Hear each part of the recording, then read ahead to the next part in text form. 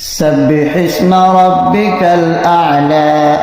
الذي خلق فسوى والذي قدر فهدى والذي أخرج المرعى فجعله غثاء أحوى سنقرئك فلا تنسى إلا ما شاء الله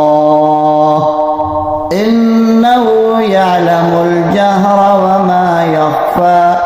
ونيسرك لليسرى فذكر إن نفعت الذكرى سيذكر من يخشى ويتجنبها الأشقى